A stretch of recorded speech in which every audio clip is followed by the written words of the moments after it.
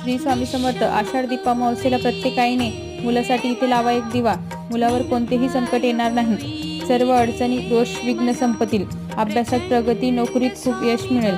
दीपामावस्येच्या दिवशी प्रत्येक आईने आपल्या मुलाच्या उज्ज्वल भविष्यासाठी इथे लावा असा एक दिवा.